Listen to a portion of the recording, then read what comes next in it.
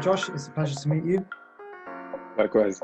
I'm going to start off with the first question, and it is, so we know a little bit about your background already, and I'd just like to ask, did you ever feel out of place, like you had to change who you were to fit in into any new environment, such as when you secured your scholarship to Eton, or when you went to when you started Cambridge University? What was that experience like for you? Nice. That's a very good question.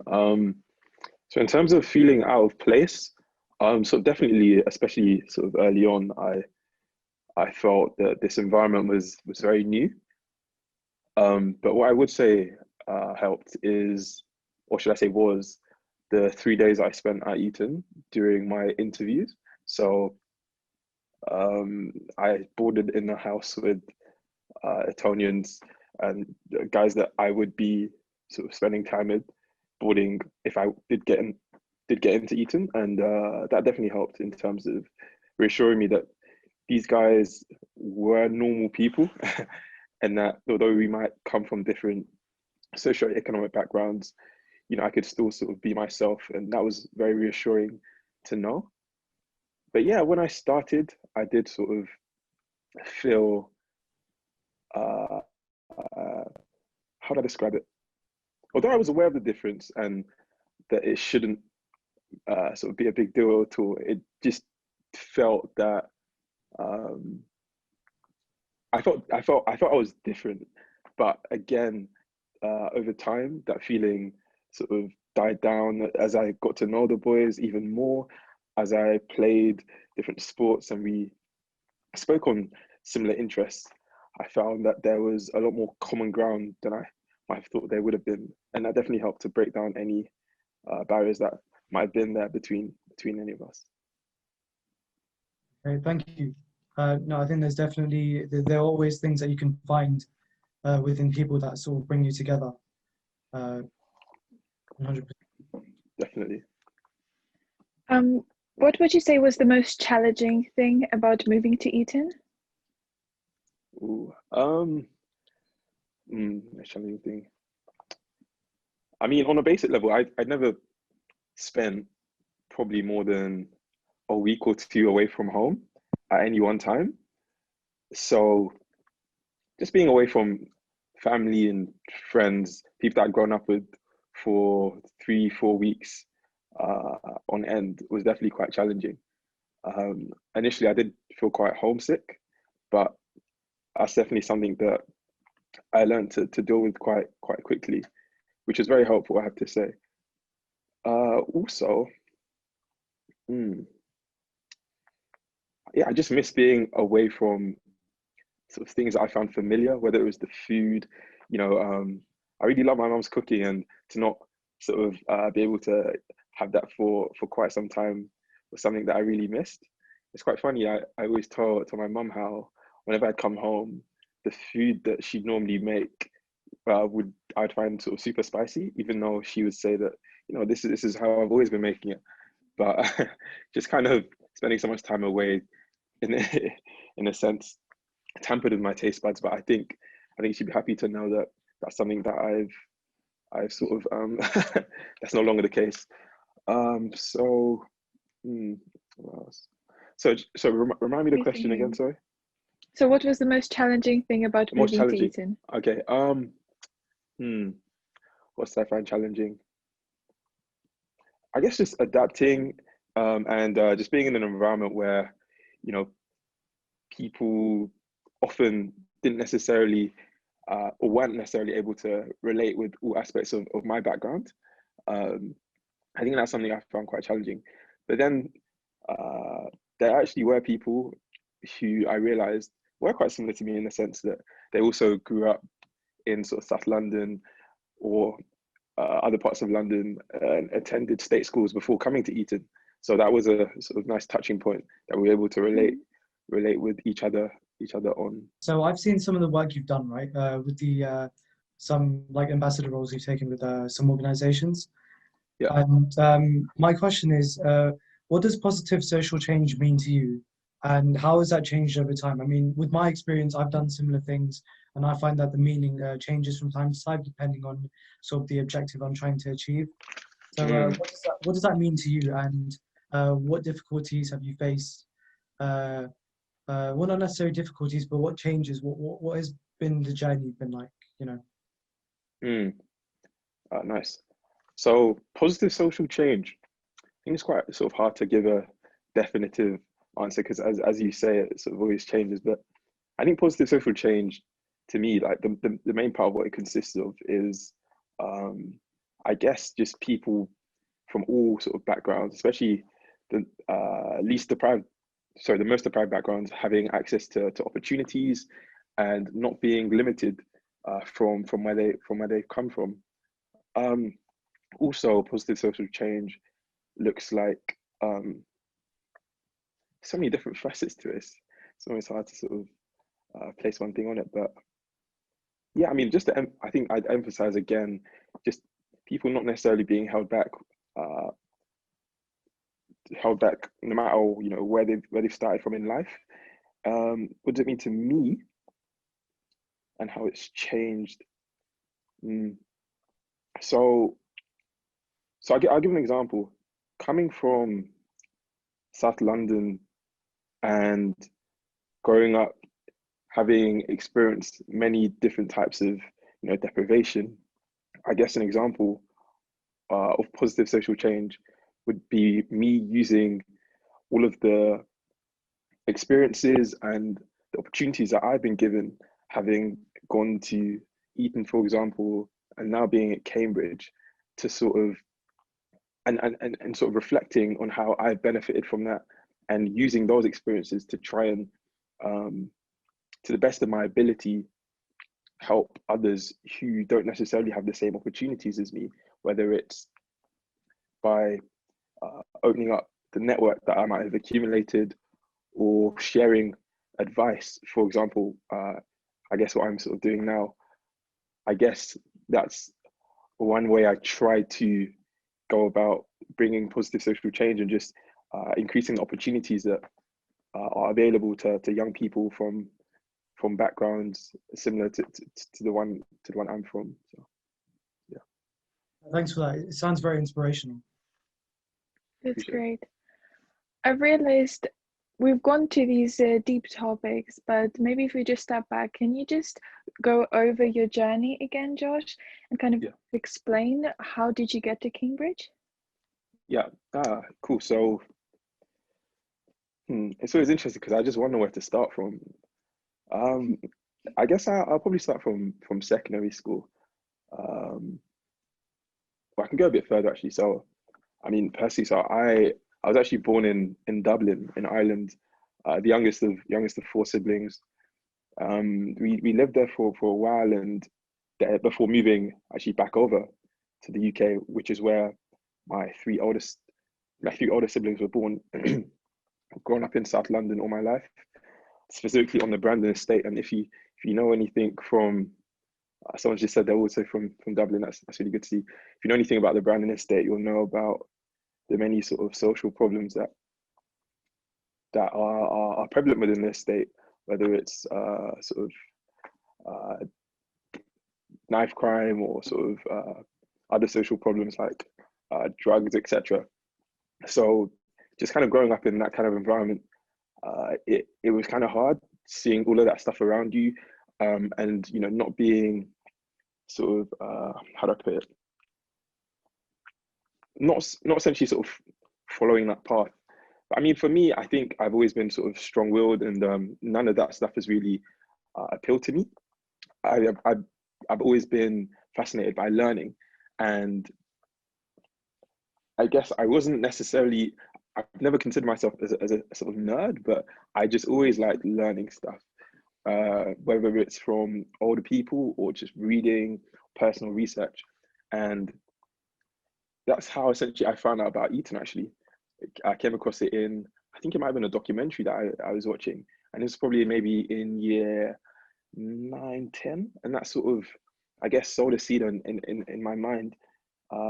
Although at that stage I still felt it was somewhat unattainable, just because you know, or I didn't even know that scholarships and things like that existed that would allow me to attend the school, because I think I remember hearing that the school fees were like £30,000 or something. So I just thought, yeah, that's just not happening.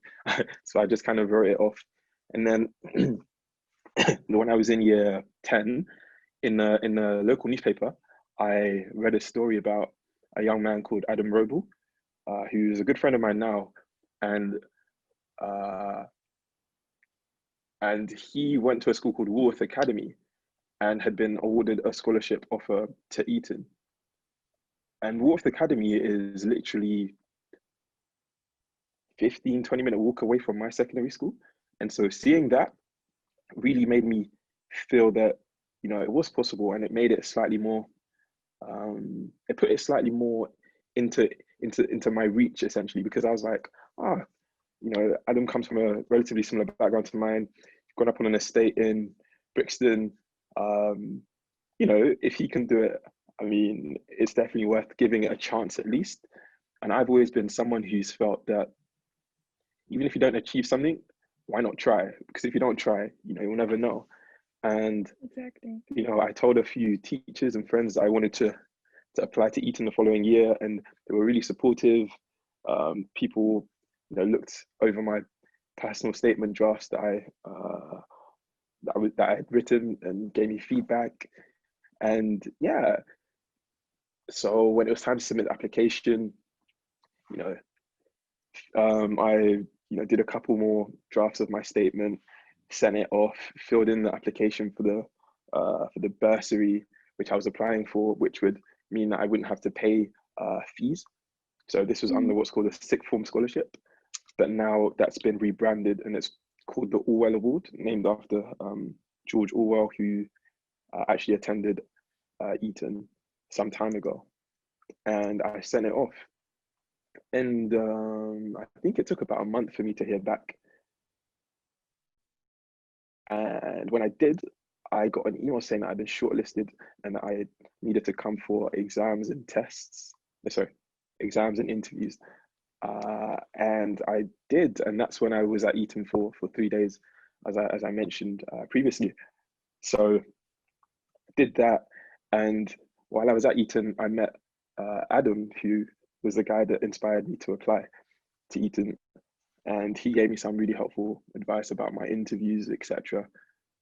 And so I left Eton after my interviews and assessments were done, and then after about 3 days, 2 to 4 days, I heard back saying that I'd fortunately been given a conditional offer based on me attaining certain grades at GCSEs, which thankfully I actually exceeded.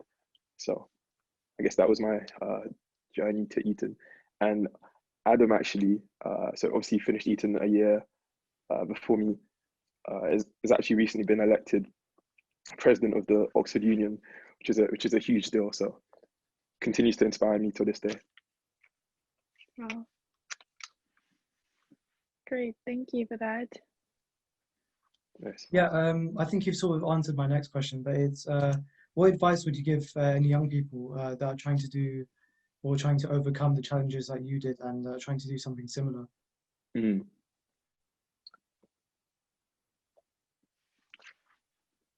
I mean, I'd first of all start by saying just sort of stay inquisitive. Never stop sort of questioning things and, you know, wondering why things are the way they are, because it's that curiosity and that sort of tenacity that takes you far, and it just encourages you to keep on picking at things. And I think it's that sort of attitude that just an attitude and the drive that no matter when you face obstacles, or no matter when tasks seem challenging, you're just encouraged to keep on going and persevering. Also, don't try to do it alone. Look for people who are like-minded, who, you know, you want similar things in life, or who just have attributes that you're trying to emulate, and, you know, reach out to them. You know, I'm not saying, you know, try to sort of beg to be their friend or anything like that, but like-minded people tend to attract to each other. So I think that shouldn't necessarily be a problem. reach out to people who you want to mentor you. LinkedIn is a very powerful tool. I was on LinkedIn, I think, since I was in like year 10. I think a lot of other young people, probably a lot of people that I went to school with, for example, I think not many people were even aware of what LinkedIn was. I used to get some teachers asking me, like, you know, why have you connected with me on LinkedIn? I think maybe I was using it slightly wrong to begin with, but anyways, the point being that LinkedIn is a tool that allows you to reach out to people in industries or at institutions, such as whether it be Cambridge or Eton, that you might want to attend. I've had guys reach out to me while I was at Eton through LinkedIn, and who I've helped mentor, and now they're at Eton. So I mean, it's and same with Cambridge, to be fair. So it's a very powerful tool that you can use to your advantage, and it can help you. It can help open many doors. You know, people, for the most part, you know, people want to give back. People want to, you know, share their story, and yeah, use LinkedIn as a way of essentially just getting ahead. Yeah, so main piece of advice is that don't try and do it alone.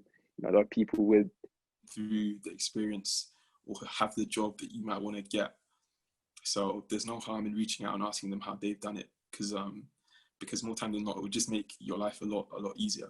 But just be respectful about it, and don't ever feel entitled to anything, because that can often sort of yeah, that doesn't necessarily come across well. Yeah. It's a great Thank you, advice. Super helpful. Nice. So, from what we know is that you're studying international relations and politics at Cambridge. Is it right? Yeah. What made you decide these subjects? Nice. So my actual course is called Human, Social and Political Sciences. So that's the full name. So after the first year, you then go on to specialize in whatever field that you choose to specialize in. So in terms of Human, Social and Political Sciences, or HSPS, as it's commonly abbreviated as, I felt a lot of my personal life experiences, you know, growing up in relative poverty, witnessing or living in and amongst you know, social problems. I just felt that this course, and also my personal journey of social mobility, I just felt that this course embodied a lot of that, and it just it allowed me to learn about my personal experiences from an academic lens. So that was something that really appealed to me. In terms of specializing in politics and international relations, yeah, I've always been interested in politics. It's just something that's fascinated me, just learning from learning about the political parties in the UK to learning about, you know, the global international order and how that functions. It's just something that's always stood out to me. You know, it's comparing different political systems in different countries, how they function, different forms of government. I can't pinpoint it, but it's just something that I've always been passionate about.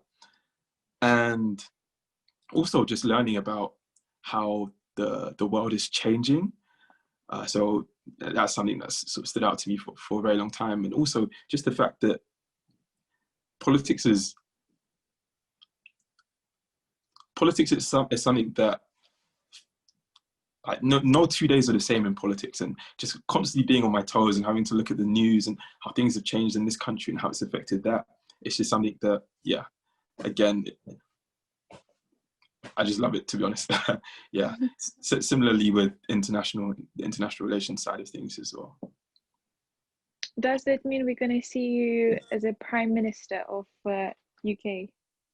Ooh, I mean, I wouldn't necessarily write it off, but I think there's a lot of stuff to be done before even considering that. So yeah, I think that's all I'll say. You never know. 100%, you never know. I mean, yeah, that sounds really good. It's very, you know, somewhat relatable, I feel, with the LinkedIn and the teachers on my side. And yeah, I can see how passionate you are about about it. Where do you see yourself in a few years? I mean, what's your plan?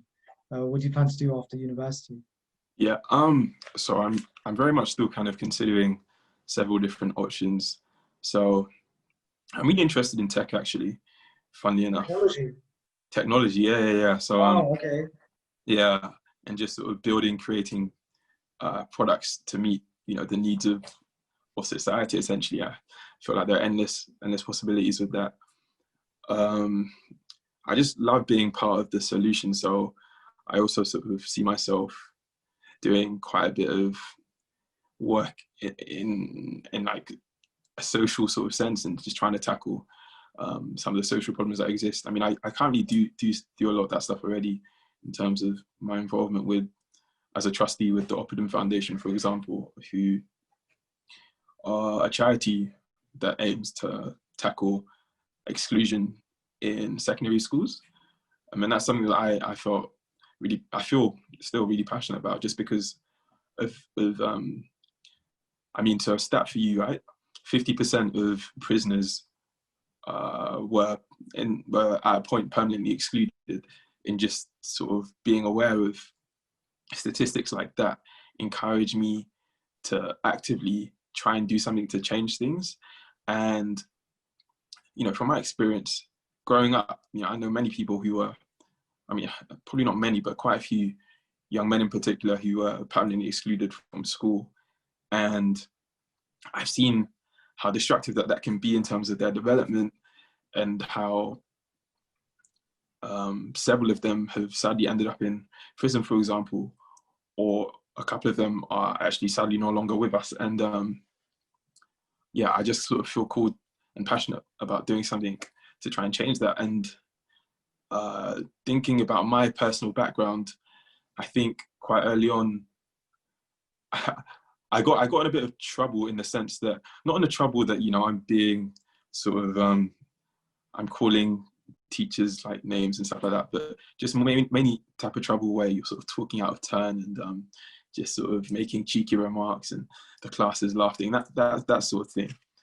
And I think what often happens is you get students who are, a lot of students who are very bright, but they feel that they lack the challenge.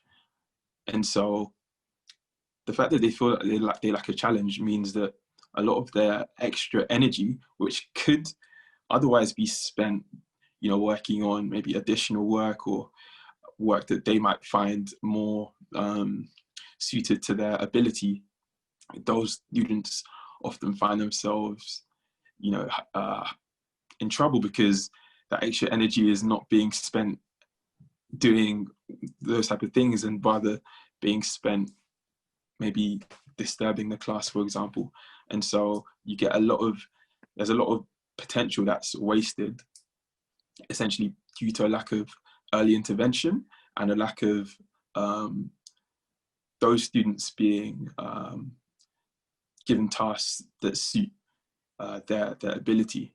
So yeah, I'm just really passionate about doing something to change that. No, I That's agree. great. That's a really good initiative, and it's good, you know, what you previously mentioned, spot on. Yeah. We also know that you are a JCR BAME officer at the St. John's. Yeah. So that's an initiative you were working on.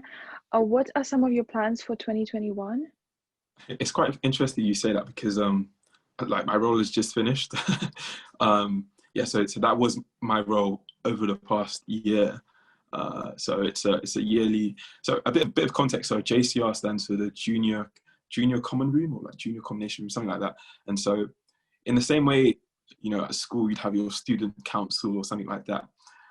So students who represent, you know, the views of the students to whether it's the higher management of the school, or to whoever. That's essentially what we do at the JCR. So we're a committee who represent the students' views to the college authority, essentially. Mm. And okay, so a bit about like what I'd done during my time as JCR BAME Officer. I organised quite a few what were called chills. So it was essentially just so a place for BAME students, an event for BAME students to just come and relax and just get to know other students from a similar background to themselves, and also just explore the differences between our cultures, because I think one problem with the term BAME is that it sort of bunches everyone into one group, and as if, you know, we're all the same, and it often fails to acknowledge the nuances within our cultures. So as part of my role, I tried to sort of set up events which allowed us to explore those differences, such as an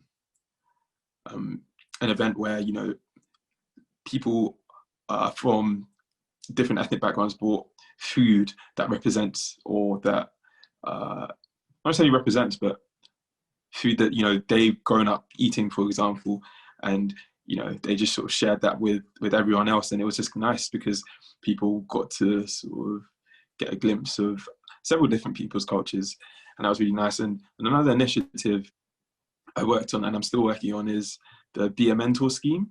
So that's a play on the word BAME, and what that seeks to do is pair applicants from ethnic minority backgrounds with students currently at the college. So I'm at a college called St. John's College, and it's my hope that as students are paired with current students, as prospective students are paired with current students, it will help increase their chances of submitting a successful application to the college, and you know, just improving the statistics around BAME, particularly Black access to the college. So, yeah, that's great.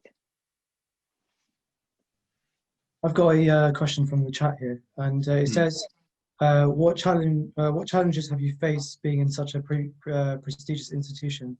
Also, do they make you feel like you shouldn't be there? In terms of challenges, I think, well, for one, work is hard. I think on like a sort of on a basic level, but okay, apart from the work, that's a given. I think there are definitely challenges around perception. So I sort of encountered situations where, and particularly sort of hearing friends recount experiences where maybe porters have maybe asked questions like, oh, are you a member of this college?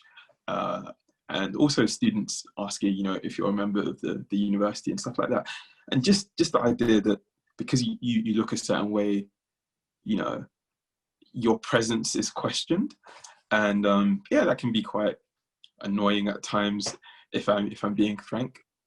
But at the same time, it's something that I, you know, try to sort of see past, but I feel, you know, should be acknowledged as a problem that exists.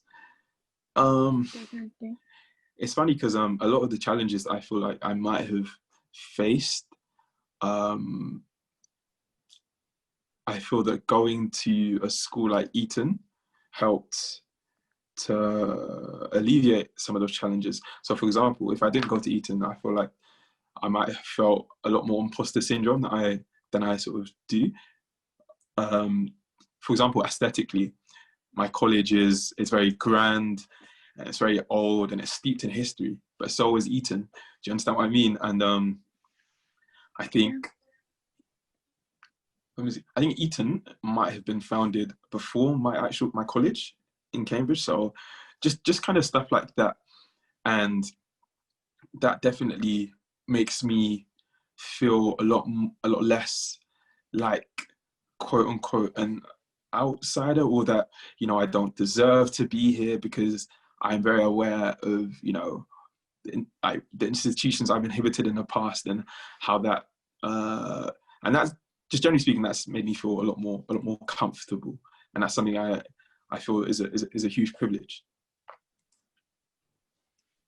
Yeah, that's great. Continuing on from that, just to be, because we are aware of the time, so have you been, so the question from the chat, have you been to your old secondary school, and did you talk to them about this experience? I actually have, yeah. I've been a couple of times actually, and it's always lovely to be invited back. And and just sort of share my story and hopefully inspire some young people to not necessarily only apply to Eton or Cambridge, but just pursue whatever their passion is, because I'm very much aware that it's not everyone's dream or passion to go to such institutions. Like, not everyone might want to go to university. Some people might want to do an apprenticeship, and that's great. My message has always just been to never feel that your dream is too big, and to always just pursue whatever you feel most passionate about. And it's quite interesting. I remember I was asked to sort of talk to some high achieving students, to just motivate them and share some words of wisdom.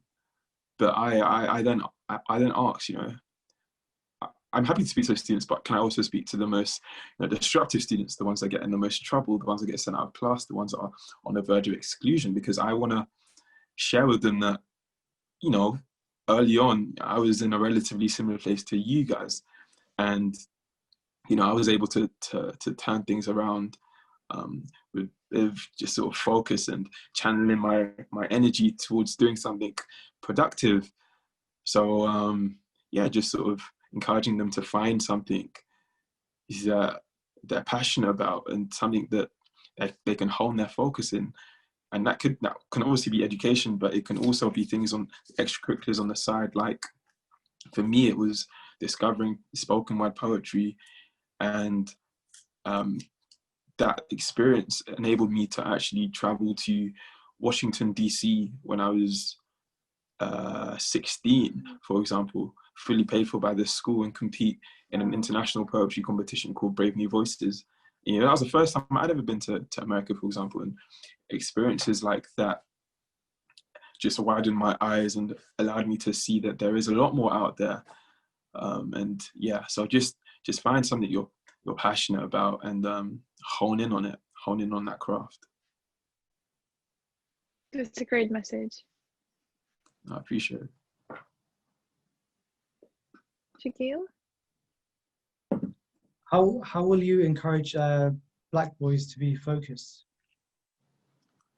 I think it's quite a difficult question because Black boys are not a sort of monolith in the sense that we face different problems, and we struggle with a lack of focus. I guess they can struggle with a lack of focus in multiple different areas, but focused. I guess just what should they expect from their teachers? I'm just kind of struggling with the phrasing. Focus. Let me just have a moment to think. Be strict or soft with them? Okay, interesting. Yeah, I mean, I think it's as in a certain type of expectation that's expected from the other side of the student, from what they're receiving. Okay. I think I see. I think young Black boys in particular face several different stereotypes, and statistically, for example, are much more likely to be stopped and searched, for example. So I think majority of young Black boys are aware of the biases that continue to exist in society. And so from like a teacher perspective, I think something that could be done is just reassuring these young men of their potential, because it can be a self-fulfilling prophecy that with these stereotypes constantly being pumped out by the media, by the news, many people or many young Black boys can feel like, is this, what I'm limited to? And so just reassuring them and making it clear and giving examples of Black men or other young Black men who've kind of defied this stereotype that's constantly being perpetuated and have gone on to actually do quite well for themselves in whatever sense that might take. So yeah, just I guess showcasing positive role models. I think that's a step in the right direction. But I'm sure there are multiple different things, and I couldn't list them all, but I think that would be a good place to start.